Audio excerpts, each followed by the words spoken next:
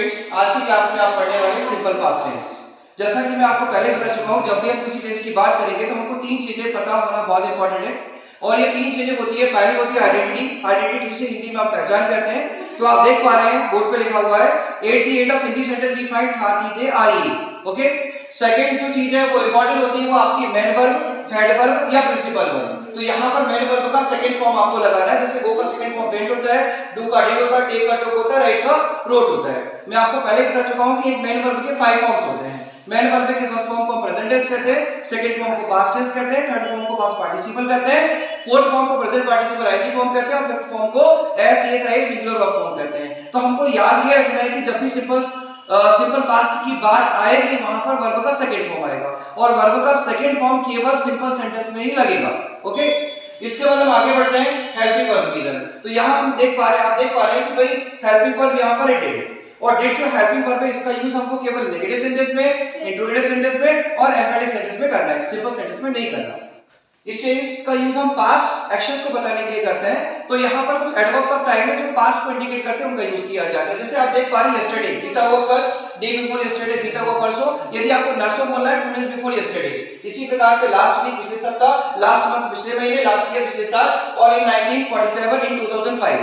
तो यहाँ पर आपको एडवर्ब ऑफ टाइम मिलेगा जो कि पास्ट को इंडिकेट करेगा। ओके, अब हम सेंटेंस के माध्यम से इसको समझने की कोशिश करेंगे। यदि हम सिंपल सेंटेंस की बात करें तो सिंपल सेंटेंस का जो फॉर्मूला होता है वो होता है, सबसे पहले सब्जेक्ट लिखना है, सब्जेक्ट के बाद वर्ब की सेकंड फॉर्म लगानी है, फिर ऑब्जेक्ट लगाना है, फिर आपको अदर वर्ड्स लगाने हैं। ओके, जब नेगेटिव सेंटेंस नकारात्मक वाक्य बनाएंगे तो नेगेटिव सेंटेंस बनाने के लिए आपको सबसे पहले सब्जेक्ट लिखना है, फिर आपको डिड नॉट लगाना है, फिर वर्ब की फर्स्ट फॉर्म लगानी है, फिर आपको ऑब्जेक्ट लगाना है, फिर आपको अदर वर्ड्स लगाना है। अब हम इंट्रोगेटिव सेंटेंस की बात करें। Interrogative sentences are those sentences which can be answered in yes और नो, फर्स्ट टाइप। तो जब फर्स्ट टाइप इंट्रोगेटिव सेंटेंस की बात करेंगे तो सबसे पहले हम डिड लगाएंगे, फिर सब्जेक्ट लगाएंगे, फिर वर्ब की फर्स्ट फॉर्म लगाएंगे, फिर ऑब्जेक्ट लगाएंगे, फिर अदर वर्ड्स लगाएंगे, फिर क्वेश्चन मार्क लगाएंगे।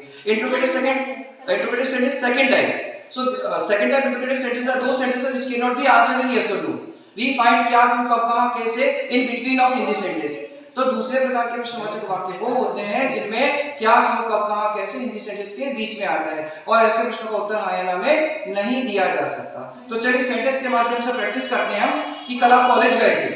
पास्ट की बात हो गई, you went to college yesterday. इसका नेगेटिव बनाना है, कल आप कॉलेज नहीं गए थे, you did not go to college yesterday, you didn't go to college yesterday. क्या आप कल कॉलेज गए थे? इंट्रोगेटिव फर्स्ट, जिसका उत्तर आंसर आप यस और नो में दे सकते हैं। क्या आप कल आप कॉलेज गए थे? Did you go to college yesterday. कल आप कॉलेज कैसे गए थे? How did you go to college yesterday.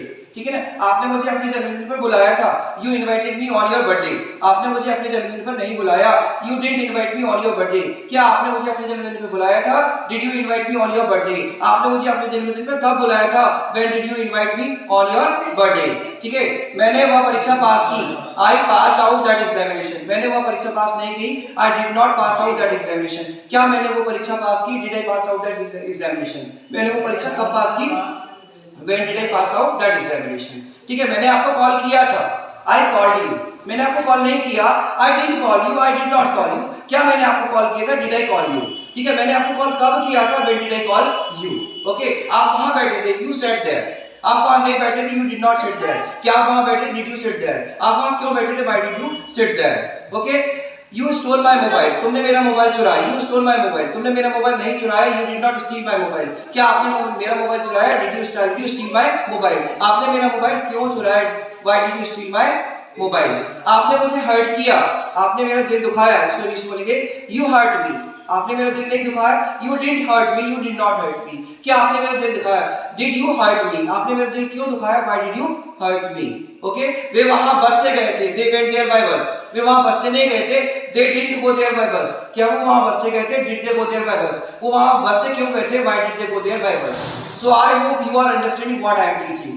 So dear students, you have to remember simple past or past indefinite tense. Identity will be at the end of English sentence we will find thati the IE. So then you have to remember helping verb. Helping verb only did is there, which will be used only in negative sentence, interrogative sentence and emphatic sentence. And third thing we are talking about main verb. So a main verb has got 5 forms. Okay, present tense, past participle, present participle ing or SES singular verb form. So here we have to use verb second form and it will be used only in simple sentence. When we will talk about negative or interrogative or emphatic sentence, then we have to use did plus verb first form. I see you in the next class. I hope you are understanding what I am teaching. Okay, thank you. Bye. Take care.